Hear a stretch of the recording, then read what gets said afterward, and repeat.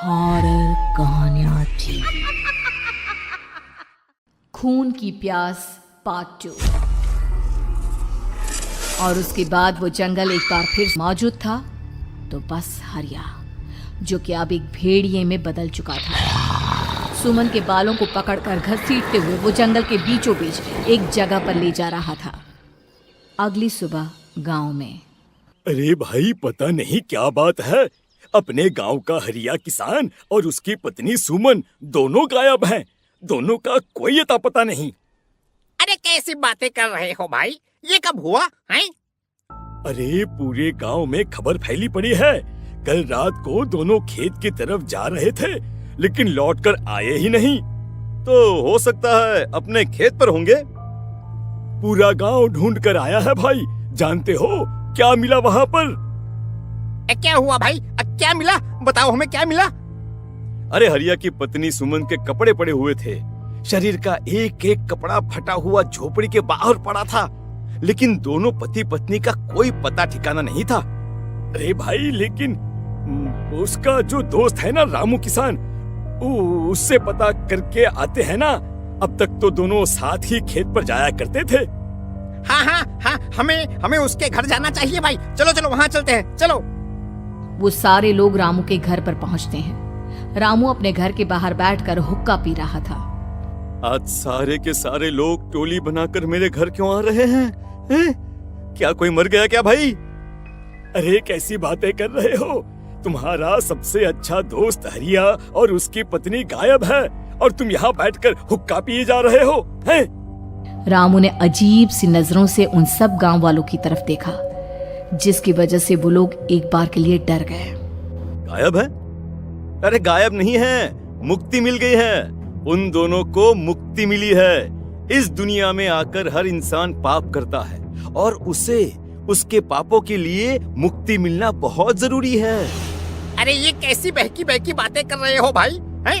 और इसका चेहरा अजीब सा क्यों लग रहा है? लगता है दोस्त के मरने का गम बैठ गया है। पागल हो गया है शायद ये पागल। ये बात सुनते ही रामू चीख कर जोर से चिल्लाते हुए कहता है, पागल मैं नहीं हूँ, पागल तुम सब हो। और ये शैतानी जंगल अब तुम में से किसी को नहीं छोड़ने वाला, सबको खा जाएगा। याद रखना मेरी बात।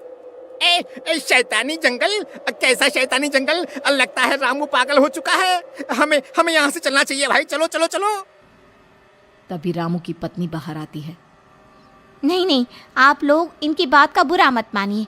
2 दिन पहले हरिया के साथ खेत पर गए थे। जब से वहाँ से आए हैं तब से ऐसी ही बातें कर रहे हैं। भगवान जाने ऐसा क्या देख लिया उन्होंने, खेत में कुछ भी बड़बड़ाते रहते हैं। लेकिन गांव के लोगों ने कमला की कोई बात नहीं सुनी, और वो सब वहां से चले गए। रात अब धीरे धीरे ढलने लगी थी। तभी अचानक किसी ने धीमी सी आवाज में रामू को पुकारा। रामू, आ जाओ, मैं तुम्हारा इंतजार कर रहा हूँ। और सुनो, अपनी पत्नी को साथ लेकर आना, नहीं तो काम अधूरा रह जाएगा। ये आवाज सुनते ही रामू के चेहरे पर शैतानी मुस्कुराहट आ जाती है। वो धीमे कदमों से अपने घर के अंदर आता है। क्या हुआ? तबीयत ठीक है ना अब आपकी? मैं तुझे अपने साथ खेत पर ले जाने आया हूँ, चल। मैं तुम्हारे साथ कहीं नहीं जाने वाली। मुन्ना गहरी नींद में सो रहा है, और उसे अकेला छोड़कर मैं तुम्हारे साथ खेत पर नहीं आ सकती। वैसे भी तुम्हारे उन खेतों में भगवान जाने कौन सा राक्षस घूम रहा है, मुझे तो डर लगता है। रामू गुस्से में दांत पीसता अपनी झोपड़ी से बाहर आ जाता है, और कमला गहरी नींद में अपने बच्चे के साथ सो जाती है। तभी अचानक रात को रामू की झोपड़ी के ऊपर एक साया वही गाना गुनगुनाते हुए घूमने लगता है, जो हरिया के मौत जो बसनी है चारों, जो आएगी कहीं से भी निगल जाएगी सबको। मैं मात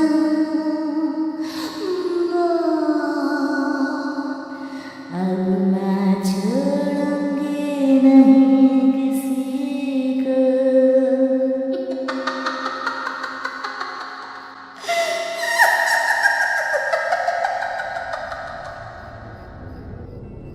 ये आवाज सुनकर रामू की पत्नी कमला की आंख खुलती है और वो देखती है कि उसका मुन्ना अपनी जगह से गायब था।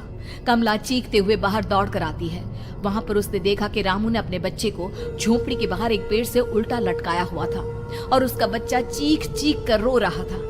वहीं दूसरी तरफ एक साया बच्चे के ठीक नीचे आग जलाकर उसके चारों तरफ हैवानों की तरफ नाच रहा था।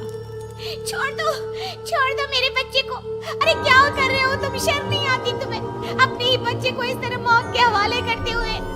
अपना बच्चा? किसने कहा ये मेरा बच्चा है? अरे ये तो उस रामू की औलाद है, इस गांव के किसान रामू की, और मेरी दुश्मनी इस गांव के हर इंसान के साथ है। क्या कैसी बात कर रहे हो तुम? और ये औरत कौन है? ये मेरे बच्चे को खा जाएगी। तभी अचानक से उस साया ने एक बेहद खतरनाक दिखने वाली औरत का रूप ले लिया और उसकी आंखों से आग निकल रही थी। सही पहचाना तूने, मैं तेरे बच्चे को खा जाऊंगी।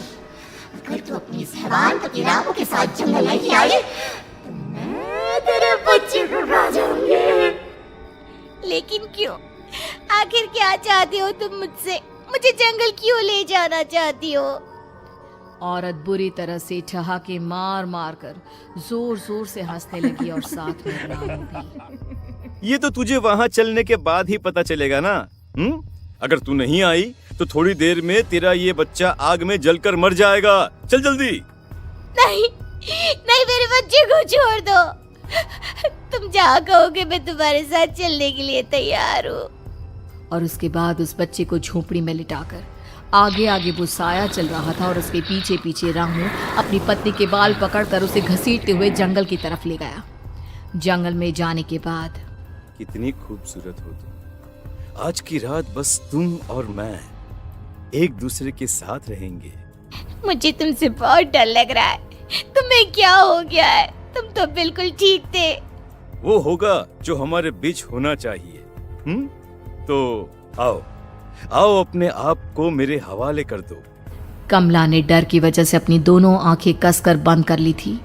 रामू ने बुरी तरह से चीख कर कमला से कहा, आंखें खोलो अपनी और मेरी तरफ देखो। कमला ने जैसे ही अपनी आंखें खोली उसने देखा कि रामू एक खतरनाक खूनी हैवान में बदल चुका था। कौन हो तुम? जाने दो मुझे। क्या चाहते हो मुझसे? वही जो एक आदमी एक औरत से चाहता है।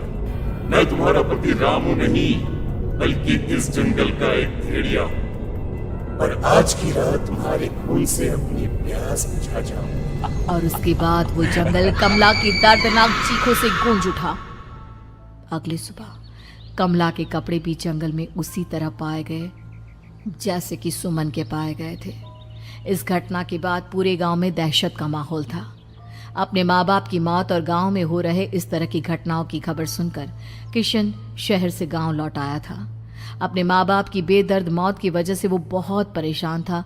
तभी अचानक उसे अपने घर में खाट के नीचे पड़ा हुआ वो मोबाइल फोन मिला जो उसने अपने पापा हरिया को गिफ्ट किया था। अरे कितने प्यार से और आखिर कौन है जो गांव में इस तरह की हत्याएं कर रहा है? क्या है इन सब के पीछे? क्या है? मुझे पता करना ही होगा, वरना एक दिन पूरा का पूरा गांव खाली हो जाएगा। इस गांव में एक भी जिंदा इंसान नहीं बचेगा। गांव के लोगों की मदद करने के इरादे से किशन अपने गांव से दूर एक दूसरे गांव में बहुत बड़े तांत्रिक के पास मिलने के लिए गया। तांत्रिक बाबा, अब आप ही कुछ उपाय बता सकते हैं।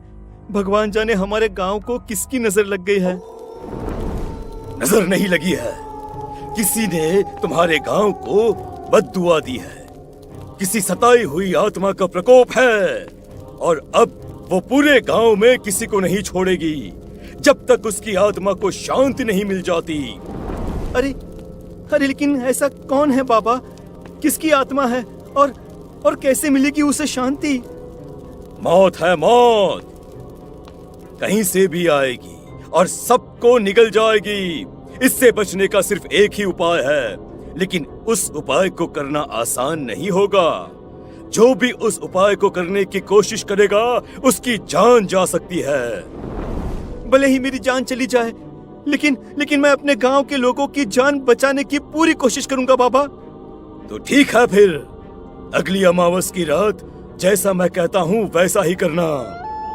अमावस की रात तांत्रिक के बताए अनुसार किशन अपने साथ केरोसिन लेकर जंगल की तरफ चल पड़ा। उसके हाथ में देवी के मंदिर का सिंदूर भी था। किशन जंगल के बीचों बीच पहुंचा। ये देखकर उसकी आंखें फटी की फटी रह गई। वहां एक उबलते पानी का तालाब था और कई लोगों की लाश लटक रही थी। किशन की माँ बाप की लाश भी वहीं थी। माँ, बापू, क्या हो गया? ये क्या हो गया? तभी वहां पर एक औरत और आदमी आते हैं। उन्हें देखकर किशन चौंक जाता है। गोपाल काका, आपकी तो 5 साल पहले मौत हो गई थी। और निर्मला काकी, आप? मौत तो हो गई थी, लेकिन तुम ये नहीं जानते कि हमारी मौत कैसे हुई थी। क्या कहना चाहते हैं आप? कुछ नहीं, बस ये जान लो कि अब इस गांव में कोई जिंदा नहीं बचेगा। लेकिन क्यों काकी?